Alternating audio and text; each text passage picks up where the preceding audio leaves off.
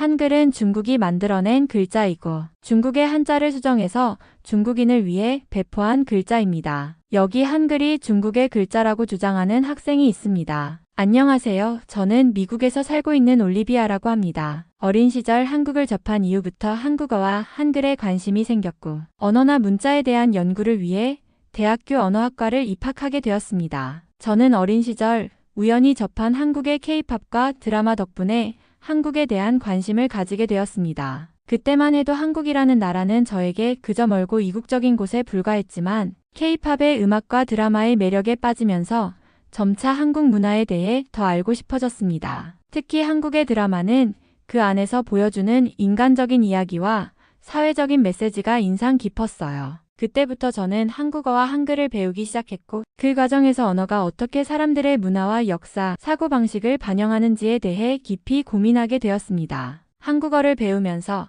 한글이 가지는 독창성과 그 역사적 배경에 대해서도 흥미를 느꼈고 그 덕분에 언어학과에 입학하게 되었습니다. 대학에서 언어학을 전공하면서 저는 다양한 언어와 문자의 구조와 진화를 공부하게 되었습니다. 한글은 그 자체로도 굉장히 독특한 문자 체계이지만 한국어와의 연관성 그리고 그 역사적 배경을 더 알아가면서 더 큰 흥미를 느꼈습니다. 한글이 어떻게 발전해왔고 어떻게 그 사용이 한국 사회와 문화에 영향을 미쳤는지에 대한 연구를 통해 저는 더욱 한국어에 대해 깊이 이해하게 되었습니다. 지금도 한국의 K-팝과 드라마는 저에게 큰 영감을 주며 그 문화적 요소들이 어떻게 언어와 결합하여 사람들의 감정과 생각을 표현하는지에 대해 공부하고 있습니다. 제 학창시절부터 시작된 한국에 대한 관심은 현재에도 계속해서 제 연구와 삶에 큰 영향을 미치고 있습니다. 부모님은 돈 안 되는 공부 같다면서 차라리 AI를 공부하는 것이 낫다고 하셨지만 저는 한국에 대한 확신이 있었고 앞으로 AI도 한글처럼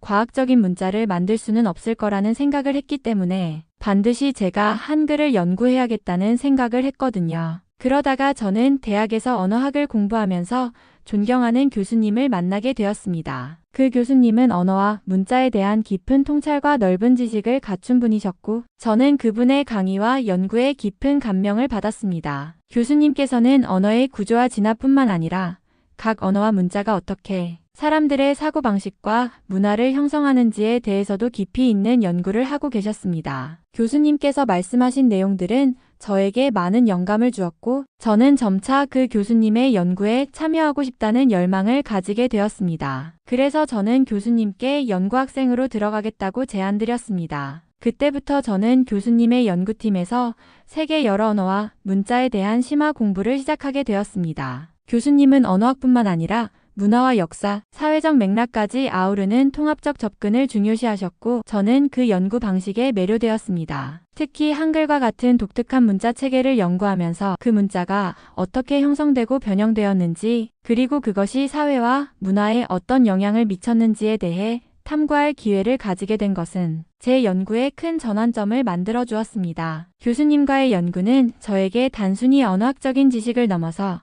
언어와 문자가 어떻게 서로 얽히며 세계의 다양한 문화와 연결되는지에 대한 깊은 통찰을 주었습니다. 저는 그 연구를 통해 언어학에 대한 이해를 더욱 확장시킬 수 있었고 그 경험은 앞으로의 연구 방향에 큰 영향을 미쳤습니다. 교수님의 지도 아래에서 세계 여러 언어와 문자의 다양성과 그 발전 과정을 깊이 있게 배우면서 저는 제 연구와 학문적 열정을 더욱 키워나가고 있습니다. 교수님은 언어에 대해서 이야기를 해주시면서 한글이 전 세계 어느 문자 중에서도 최고의 문자라며 알파벳조차도 버리고 지금이라도 한글을 선택하는 것이 영미권에서도 훨씬 이로운 일이 될 거라고 주장하시기도 했어요. 며칠 전에 미국의 한 한국식 식당에서 막걸리를 한 병 시켜주시면서 이게 한국의 전통술인데 위스키보다도 훨씬 맛있다며 저에게 권해주셨는데요. 정말 새로운 맛이 나서 신기하다고 생각을 했었죠. 꽤나 명망이 높으신 세계적인 학자이신 교수님이 한국의 막걸리를 드신다니 정말 새로운 모습이라 신기했죠. 교수님 밑에서 연구를 계속하면서 저는 한글의 과학적인 특징에 대해서도 깊이 배울 수 있었습니다. 한글은 그 자체로 매우 독창적이고 과학적인 문자 체계로 단순히 글자를 쓰는 도구 이상의 의미를 지닌다고 생각합니다. 한글은 15세기 조선의 세종대왕과 집현전 학자들이 만든 문자로 그 설계 과정이 매우 체계적이고 논리적이었습니다. 특히 한글은 음성학적인 원리와 과학적 사고에 바탕을 두고 있다는 점에서 다른 문자 체계들과 차별화됩니다. 한글의 가장 큰 특징 중 하나는 자음과 모음이 음성의 발음을 기반으로 설계되었다는 점입니다. 자음은 발음할 때 입안에서 소리의 발생 위치와 방식을 나타내며 모음은 하늘, 땅, 사람을 형상화한 원리로 배열되어 있습니다. 예를 들어 기억은 혀끝이 입천장에 닿는 모양을 본떠 만들었고 아는 사람이 앉아있는 모습을 상징하는 구조로 디자인되었습니다. 이러한 구조는 음성의 물리적 특성과 발음의 과학적인 원리를 잘 반영한 것이라고 할 수 있습니다. 또한 한글은 글자의 조합으로 음절을 구성하는 방식이 매우 효율적입니다. 자음과 모음을 결합하는 방식은 단순하면서도 매우 유연하게 다양한 음절을 만들 수 있습니다. 이 점에서 한글은 발음의 다양성을 효과적으로 표현할 수 있으며 그 자체로도 아주 효율적인 문자 체계로 평가받고 있습니다. 한글의 구조적 간결함과 체계적인 원리는 학문적이고 실용적인 면에서도 뛰어난 장점으로 작용합니다. 또한 한글은 다른 문자 체계에 비해 배우기 쉽고 빠르다는 장점도 있습니다. 세종대왕은 백성들이 쉽게 배우고 사용할 수 있도록 한글을 만들었고 그 결과 한글은 현재까지도 사람들에게 편리하고 효율적인 문자인 것으로 자리 잡았습니다. 이는 한글이 과학적인 사고에 기반을 두고 설계되었기 때문에 그 사용자가 빠르게 익힐 수 있도록 배려한 결과라고 볼 수 있습니다. 이러한 과학적인 특징을 배우면서 저는 한글이 단순한 글자가 아니라 언어와 사고를 전달하는 매우 체계적이고 과학적인 도구라는 사실을 깨닫게 되었습니다. 한글의 과학적인 면모는 단순히 글자를 구성하는 규칙에서 그치지 않고 그 글자를 사용하는 사람들의 사고방식과 사회적 맥락에도 큰 영향을 미친다고 생각합니다. 이러한 점에서 한글은 단순히 언어적 기능을 넘어 문화와 역사, 그리고 사회적인 흐름을 반영하는 중요한 요소라고 할 수 있습니다. 교수님을 따라다니면서 연구를 진행하던 중 학교에서 한국에 대한 인기가 점점 높아지는 것을 느낄 수 있었습니다. 특히 교수님께서 한국의 역사와 문화, 그리고 한글에 대해 특강을 해주신다고 하셨을 때 저는 정말 기대가 되었습니다. 그 특강은 단순히 교수님의 연구 결과나 지식을 나누는 자리가 아니라 한국이라는 나라의 깊은 역사와 독특한 문화, 그리고 그 문화의 중심에 자리한 한글에 대해 제대로 배울 수 있는 기회였기 때문입니다. 저는 이 특별한 기회를 놓칠 수 없다고 생각했고 다른 학생들에게도 한국에 대해 제대로 배울 수 있는 좋은 기회라고 적극적으로 홍보하기 시작했습니다. 한국에 대해 잘 모르거나 관심이 있어도 기회가 없었던 친구들에게 이 특강이 얼마나 중요한지, 그리고 그들을 통해 얻을 수 있는 지식이 얼마나 풍부할 것인지를 설명하면서 많은 친구들에게 알려주었습니다. 저는 제 주변 사람들에게 한국의 역사와 문화, 그리고 한글의 과학적이고 독창적인 특성을 더 깊이 이해할 수 있는 기회라며 모두가 참석하면 좋겠다고 강조했습니다. 학생들 사이에서도 관심이 커졌고 특강 당일에는 많은 사람들이 모여 교수님의 강의를 듣기 위해 교실로 들어섰습니다. 강의가 시작되자 교수님은 한국 역사에 대해 매우 체계적이고 흥미롭게 설명하셨습니다. 한국의 고대 역사부터 근현대사까지 그 시대마다 한글이 어떻게 활용되고 변천해 왔는지에 대해서도 자세히 다뤄주셨습니다. 교수님의 설명은 한국이라는 나라를 단순히 한 문화권으로 보는 것이 아니라 그 안에서 살아온 사람들의 삶과 정신, 그리고 그들이 어떻게 세계와 소통해 왔는지까지 아우르는 깊은 통찰을 주었습니다. 특히 한글에 관한 부분은 제게 큰 인사이트를 주었고 이 강의가 한국어와 문자의 연구뿐만 아니라 다른 언어와 문화를 연구하는 데에도 중요한 영향을 미쳤습니다. 교수님은 한글을 단순히 글자가 아닌 그 뒤에 담긴 사상과 철학을 이해해야 한다고 강조하셨습니다. 이는 한글을 배우는 데 있어서 그 자체의 과학적인 측면뿐만 아니라 그 역사적 맥락과 사회적 의미를 이해하는 것이 얼마나 중요한지에 대한 깨달음을 주었습니다. 저는 이 강의가 단순한 학문적인 지식을 넘어서 한국과 그 문화를 깊이 이해하는 중요한 전환점이 될 것이라고 확신했습니다. 그리고 다른 학생들에게도 이 기회를 홍보한 것이 정말 잘한 일이라고 생각했습니다. 교수님 덕분에 한국에 대한 제 관심이 더욱 깊어졌고 앞으로 더 많은 연구와 탐구가 필요함을 느꼈습니다. 그런데 예상치 못한 일이 일어났습니다. 강의가 진행되는 중 늦게 들어온 몇 명의 중국인 학생들이 그 자리에 앉더니 갑자기 한국의 한글에 대해 매우 강력한 주장을 펼치기 시작했습니다. 그들은 한글이 중국의 한자를 완전히 베낀 것이라는 주장을 매우 논리적으로 전개하기 시작했어요. 특히 한글이 한자처럼 사각형 모양의 글자를 사용하는 점, 그리고 한국이 역사적으로 중국의 지방정권에 속했었기 때문에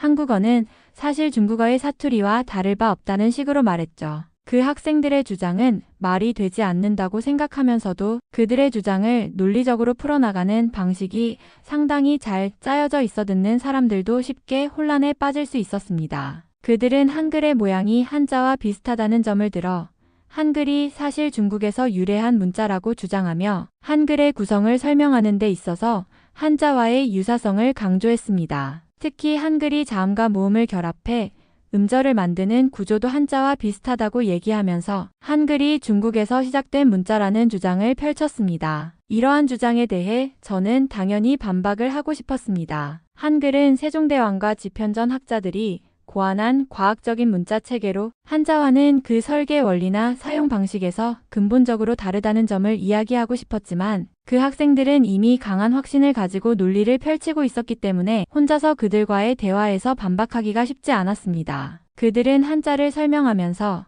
그 기원을 중국에서 시작했다고 주장하며 한글 또한 중국의 영향을 받았다는 점을 부각시켰습니다. 저는 이 상황에서 한글의 진정한 유래와 그 과학적인 특징을 더 깊이 설명할 필요성을 느꼈습니다. 한글은 단순히 한자와 비슷한 형태를 띠고 있다는 이유만으로 중국의 문자에서 유래된 것이 아니라 한글은 음성학적 원리를 바탕으로 한 독자적인 문자 체계라는 점을 강조하고 싶었습니다. 그 당시에 세종대왕과 학자들이 한글을 창제한 이유는 문자 교육을 보다 쉽게 하고 백성들이 쉽게 배울 수 있도록 하기 위해서였기 때문입니다. 또 한글의 자음은 발음기관을 본떠 만든 형태로 한자와는 전혀 다른 철학적인 접근이었습니다. 하지만 그 학생들의 주장이 강하게 계속되자 저는 교수님께서 그들의 주장을 다루어 주실 거라고 믿고 기다리기로 했습니다. 교수님은 차분히 그들의 주장을 들으시고 그들이 왜 그런 생각을 했는지 그리고 그 주장이 어떤 점에서 잘못된 것인지를 논리적으로 풀어주시기 시작했습니다. 교수님은 한글의 창제 배경과 그 독창적인 설계를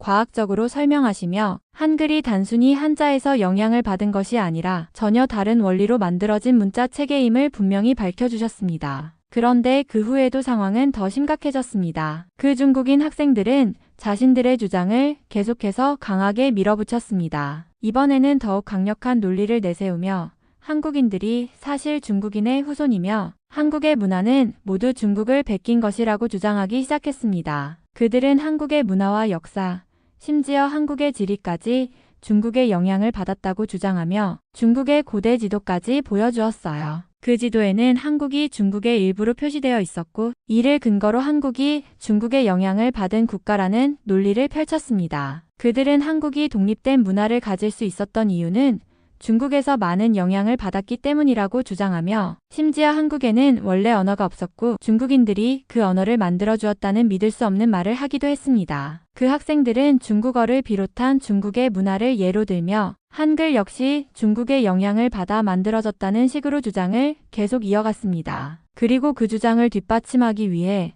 어떤 영상을 하나 틀어주었는데 그 영상에서는 한국의 언어와 문화가 중국에서 비롯되었다고 주장하는 내용이었습니다. 저는 그 모습을 보고 정말 깜짝 놀랐습니다. 사실 그들의 주장은 역사적 사실에 부합하지 않는 터무니없는 주장들이었고 한국과 중국의 관계를 왜곡한 것들이었습니다. 한국은 분명 중국과 역사적, 문화적으로 교류를 하긴 했지만 한글은 중국과는 전혀 다른 독자적인 문자 체계로 그 자체로 고유한 역사와 문화를 지닌 것이었습니다. 그럼에도 불구하고 그 학생들은 이런 주장을 굳게 믿고 있었고 이를 강하게 밀어붙였기 때문에 분위기가 점점 더 심각해졌습니다. 교수님은 당황스러워하셨습니다. 교수님은 그 학생들의 주장에 대해 논리적으로 반박하려 했지만 그들의 주장이 너무 강하게 밀어붙여지다 보니 상황을 정리하기가 어려워 보였습니다. 교수님은 당황스러워하시면서도 차분하게 그들이 제시한 주장을 하나씩 분석하고 그 주장이 왜 사실이 아닌지 설명하려 했지만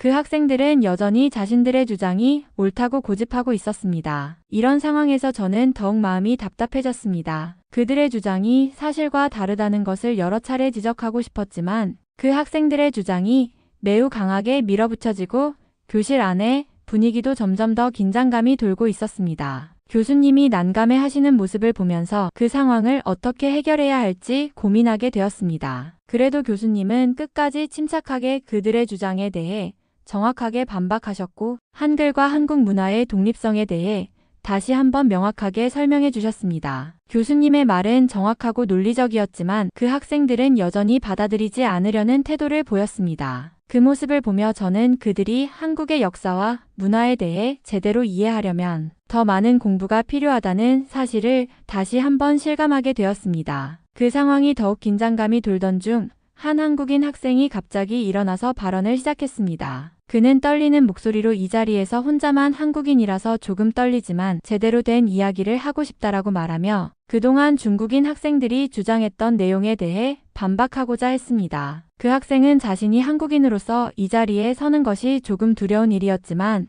한국의 역사와 문화에 대해 제대로 이야기할 기회라고 생각했다고 했습니다. 그 학생은 먼저 중국인 학생들에게 이렇게 물었습니다. 그럼 여러분은 왜 중국이 한국을 계속 베끼고 가져가려는 것인지에 대해 생각해 본 적이 있나요? 그 학생은 그들이 계속해서 한국의 역사와 문화를 자기 나라의 것으로 주장하는 이유에 대해 궁금해했고 그 주제로 이야기를 이어갔습니다. 그러면서 그는 그런데 중국은 한국의 땅을 빼앗아 지내면서 그 자리에서 고구려의 역사까지 가져가려고 하고 있다고 주장했습니다. 그리고 이 모든 사실을 학생들에게 알리고 싶다는 의지를 밝히며 여러분이 지금 제시한 주장들에 대해 사실 중국이 한국의 역사와 문화를 왜곡하고 있는 부분을 모르고 있을 수도 있지만 그것은 단순한 오해가 아닌 정치적인 의도가 담겨 있는 문제입니다. 라고 덧붙였습니다. 그 학생은 동북공정에 대해서도 언급했습니다. 중국은 고구려뿐만 아니라 한국의 많은 역사적 유산을 자기네 역사로 끌어들이고 있습니다. 예를 들어 고구려를 중국 역사에 포함시키려는 시도는 그저 역사 왜곡에 불과합니다. 중국이 왜 이런 시도를 하는지 그것이 단순히 역사적인 관심 때문이라고 생각하나요? 그 학생은 중국이 한국의 역사와 문화를 자신들의 것으로 만들려는 이유가 단순한 학문적 관심이나 호기심이 아니라 정치적인 이유가 있기 때문이라고 강조했습니다. 그리고 이를 바로잡기 위해서라도 한국인들이 스스로 자부심을 가지고 자신의 역사와 문화를 지켜나가야 한다고 말했습니다. 그 학생의 발언은 그 자리에 있던 모든 사람들에게 큰 충격을 주었습니다. 그는 한국인의 입장에서 자기 나라를 지키고 제대로 된 역사와 문화를 이해하고자 하는 강한 의지를 드러낸 것이었습니다. 그 발언은 단지 개인적인 감정이나 의견을 넘어서 한국의 역사와 문화에 대한 깊은 이해와 자부심에서 나온 말이었기에 그 학생의 목소리에는 매우 큰 진정성이 담겨 있었습니다. 교수님도 잠시 말을 멈추시고 그 학생의 발언을 조용히 듣고 있었습니다. 그 한국인 학생의 발언에 대해 중국인 학생은 예상치 못한 반응을 보였습니다. 처음에는 잠시 당황했던 그 중국인 학생이 점차 감정을 드러내기 시작했습니다. 그는 갑자기 책상을 거칠게 쳤고 목소리를 높이며 한국이 중국의 것을 빼앗은 거지 무슨 말이냐? 라고 소리쳤습니다. 그의 목소리는 점점 더 커졌고 책상 위의 자료들이 어지럽게 흩어지기도 했습니다. 그 학생은 더 이상 차분히 토론을 이어가지 않고 이건 있을 수 없는 일이야. 라고 말하며 자신의 감정을 억제할 수 없다는 듯 거친 행동을 보였습니다. 그 중국인 학생은 얼굴이 벌겋게 달아오르고 눈빛은 화로 가득 차 있었습니다. 그는 한국이 중국의 것을 빼앗은 것 아니냐? 그런 주장은 말도 안 된다. 라고 말하며 책상을 한 번 더 세게 쳤습니다. 그 모습은 정말로 격앙된 상태였고 그의 분노는 점점 커져만 갔습니다. 결국 그는 더 이상 참을 수 없었던 듯 이런 건 논의할 가치도 없다. 며 자리를 박차고 일어나더니 급히 교실을 나가버렸습니다. 그 순간 교실 안은 고요해졌습니다. 그 학생이 나가버린 후에는 모두들 잠시 말을 잃고 침묵을 지켰습니다. 그 학생의 행동은 정말 예상치 못한 일이었고 분위기는 순식간에 차가워졌습니다. 교수님은 당황해하시며 잠시 수업을 멈추셨고 그 학생이 떠나면서도 여전히 화가 가시지 않은 모습이었습니다. 교실 안에 다른 학생들도 놀란 표정으로 서로를 쳐다봤습니다. 특히 그 학생의 격렬한 반응에 대해 어떻게 반응해야 할지 몰라 혼란스러워하는 눈치였어요. 교수님은 잠시 말을 꺼내시지 못하시다가 결국 침착하게 이런 상황에서 우리는 감정을 배제하고 논리적인 토론을 이어가야 합니다. 감정적인 반응은 오히려 논의에 방해가 될 수 있습니다. 라고 말씀하셨습니다. 저는 그 상황에서 그 중국인 학생의 감정적 반응을 이해하려 했지만 그가 너무 극단적으로 대응했던 것에 당황스러웠습니다. 그 학생이 분노를 표현한 이유는 아마도 그가 갖고 있는 역사적 관점과 감정이 깊이 얽혀 있었기 때문일 것입니다. 하지만 그 행동은 논의와 대화를 이어가는데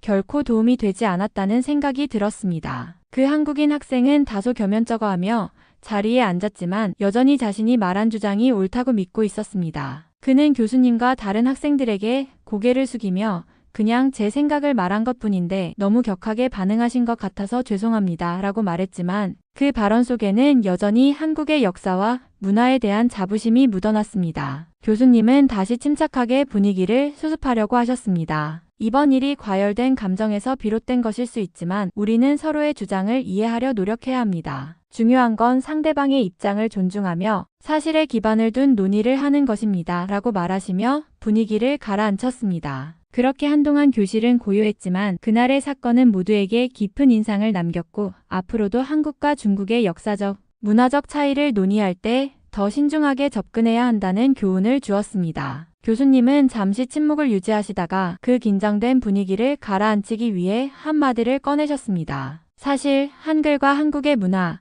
그리고 그 모든 것을 지켜낸 것은 정말 대단한 일이에요. 한국은 그동안 외세의 침략과 압박을 받으면서도 고유의 언어와 문화를 끝까지 지켰습니다. 이는 단순한 역사적 사실을 넘어서 그 나라의 문화적 자부심과 힘을 보여주는 것이라고 할 수 있습니다. 교수님은 잠시 한숨을 쉬시며 말을 이었습니다. 반면 중국은 한국의 문화나 콘텐츠를 자주 베끼는 경우가 많습니다. 물론 중국에는 많은 훌륭한 문화유산도 있지만 최근 몇 년간 한국의 드라마, 영화, 음악, 그리고 심지어는 한글에 대한 관심을 보면서 그들 스스로 한국의 문화를 자국의 것처럼 주장하는 경우가 많습니다. 교수님은 고개를 끄덕이며 이런 점에서 한국인들이 문화와 언어를 지키기 위해 얼마나 많은 어려움을 겪었는지 그 노력을 우리는 존경해야 합니다. 라고 덧붙이셨습니다. 그리고 교수님은 조금 더 진지하게 말씀하셨습니다. 중국에서 저작권이나 지적재산권 개념이 잘 자리 잡지 못한 것도 사실입니다. 한국은 지식재산권을 철저히 보호하려고 노력하고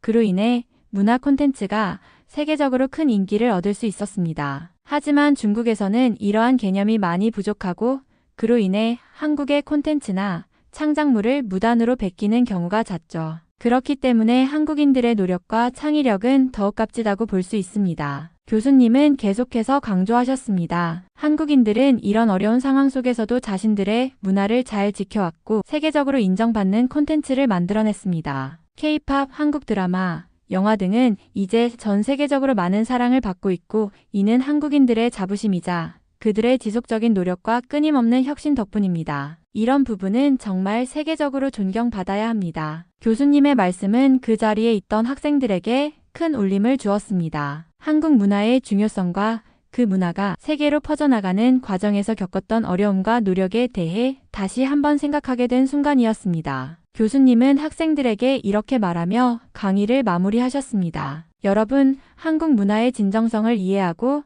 그 가치를 존중하는 것이 진정한 국제적 시민의 자세입니다. 우리가 서로를 이해하고 존중하는 방향으로 나아가야 합니다. 그날 이후 그 수업은 많은 학생들에게 생각할 거리를 남겼고 한국과 중국의 역사와 문화에 대한 논의는 좀 더 성숙한 방향으로 이어졌습니다. 수업이 끝난 후 몇 명의 친구들이 저에게 다가와서 한국에 대해 더 알고 싶다고 물어봤습니다. 그들은 이번 강의에서 한글과 한국의 역사에 대해 새롭게 배운 내용들이 너무 흥미롭고 유익했다고 말했어요. 한 친구는 한국의 한글이 정말 과학적이고 독창적인 시스템을 가지고 있다는 걸 처음 알았어요. 어떻게 그런 걸 생각할 수 있었을까? 정말 대단한 것 같아요 라고 말하며 감탄했죠. 다른 친구는 한국의 역사도 너무 감동적이었어요. 특히 고구려와 발해의 역사나 한국이 외세의 압박 속에서도 문화를 지켜낸 이야기를 들으니까 한국이 정말 강한 나라라는 생각이 들어요라며 말했습니다. 그 친구는 특히 한국이 어떻게 문화를 보호하고 발전시켜 나갔는지에 대한 부분이 인상 깊었다고 했어요. 그때 한 친구는 저는 한국에 대해 배우면서 정말 깊은 존경을 느꼈어요. 한국은 문화와 역사뿐만 아니라 그 속에 담긴 정신과 가치까지 정말 특별한 나라라고 생각해요라고 말했습니다. 또 다른 친구는 이번 강의를 통해 한글과 한국의 문화를 제대로 배울 수 있어서 정말 좋았어요. 이 강의를 듣지 않았으면 한국에 대해 이렇게 깊이 이해하지 못했을 거예요 라고 덧붙였습니다. 그들의 이야기를 들으면서 저도 한국에 대한 자부심이 더욱 커졌고 이 기회를 통해 더 많은 사람들에게 한국의 역사와 문화를 알리고 싶다는 생각이 들었습니다. 친구들이 이렇게 한국에 대해 관심을 가지고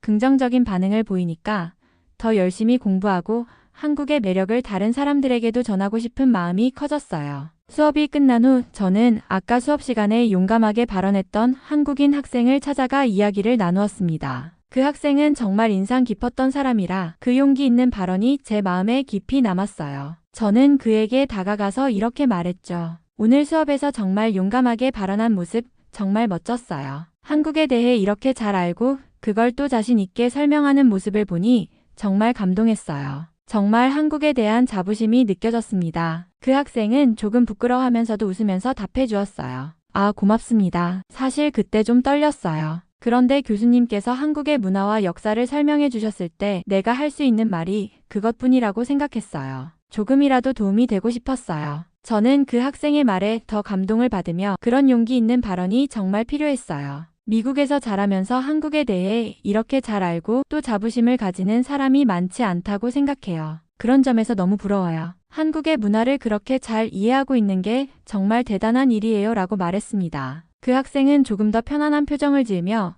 사실 한국에서 이런 이야기들을 듣는 건 자연스러운 일이지만 다른 나라에서 이런 말을 해주니까 오히려 더 큰 의미로 다가오는 것 같아요. 제가 할 수 있는 만큼 한국을 알리고 싶어요 라고 했습니다. 그 순간 저는 그 학생에게 많은 것을 배운 느낌이 들었습니다. 그 학생의 용기와 한국에 대한 깊은 이해가 정말 멋졌고 저도 그와 같은 태도를 배워야겠다는 생각이 들었습니다. 그 친구와 이야기를 나누면서 점점 친해지게 되었습니다. 그는 정말 진지하고 깊이 있는 대화를 나누는 사람이었고 한국 역사에 대한 지식이 풍부했어요. 그래서 저는 그 친구에게 한국 역사에 대해 더 많이 배우고 싶다는 생각이 들었고 자연스럽게 교수님께 그 친구를 소개시켜드리게 되었습니다. 교수님께서 그 친구를 만나셨을 때 정말 기뻐하시며 이 친구는 정말 한국 역사에 대한 지식이 깊고 역사적 자료와 사료들에 대해서도 잘 알고 있군요 라고 하셨어요. 실제로 그 친구는 한국에서 역사를 전공했기 때문에 많은 역사적 정보와 자료들을 교수님께 제공해 주었고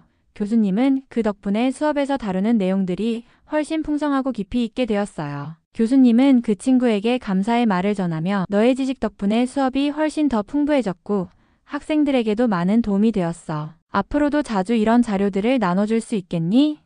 라고 하셨습니다. 그 친구는 겸손하게 웃으면서 그렇게 말씀해 주시니 정말 감사합니다. 제가 아는 만큼 한국 역사에 대한 이야기를 더 많이 나누고 싶습니다. 라고 말했죠. 그 이후로 그 친구는 교수님의 강의와 연구에 큰 도움을 주었고 교수님과 함께 한국 역사와 관련된 다양한 자료를 정리하고 분석하는 데 기여했어요. 제가 그 친구와 친해진 덕분에 한국 역사에 대해 더 깊이 공부할 수 있었고 그 친구를 통해 정말 많은 유익한 정보를 얻을 수 있었습니다. 교수님과 그 친구의 협력 덕분에 제 공부도 훨씬 더 풍부해지고 깊어졌어요. 교수님은 그 학생이 한국 역사에 대해 많은 지식을 나눠주는 모습을 보고 이렇게 말씀하셨습니다. 한국인들은 자신이 아는 것을 다른 사람들에게 잘 알려주려고 하는 특성이 정말 돋보여요. 특히 이 친구처럼 자신의 지식을 베풀려는 마음이 느껴지네요. 사실 미국인들은 대체로 좀 인색한 면이 있는데 혼자만 알고 있기를 원하는 경우가 많아요. 그런데 한국인들은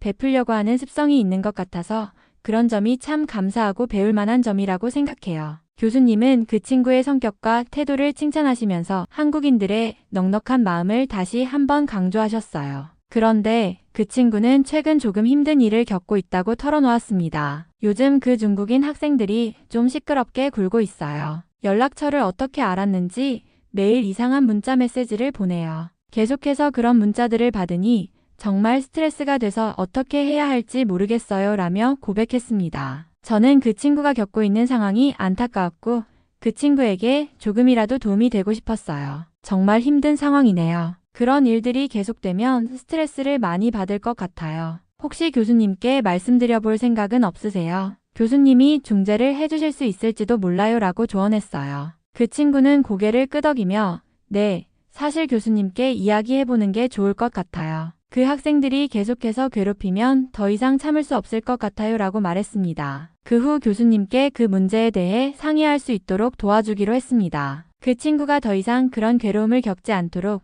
저도 그 친구와 함께 지원해주기로 마음먹었어요. 그렇게 시간이 지나고 얼마 후 그 중국인 학생들에 대한 소식이 들려왔습니다. 학교에서 그들이 반복적으로 소란을 피우고 여러 가지 문제를 일으켰다는 이야기였어요. 학생들 사이에서의 갈등과 불편한 상황이 계속되었고 그 학생들이 학교 내에서 예의에 어긋나는 행동을 지속적으로 하면서 문제를 일으킨 것이었죠. 결국 학교는 그 학생들에게 제재를 가하기로 결정을 내렸고 그들은 제적당하게 되었다는 소식을 들었습니다. 그 학생들이 학교에서 제적당하게 된 이유는 단순히 학업적인 문제만이 아니었습니다. 그들이 다른 학생들에게 불쾌감을 주고 학교 규칙을 자주 어기며 불법적인 방식으로 다른 학생들의 개인 정보를 불법적으로 사용하려 했던 일이 반복되었기 때문이에요. 그 친구는 이 소식을 듣고 안도의 한숨을 내쉬었지만 여전히 그 일이 어떻게 진행될지에 대해 걱정도 있었습니다. 그래도 이제 그 학생들이 학교에 더 이상 없다는 생각에 조금은 마음이 편해요.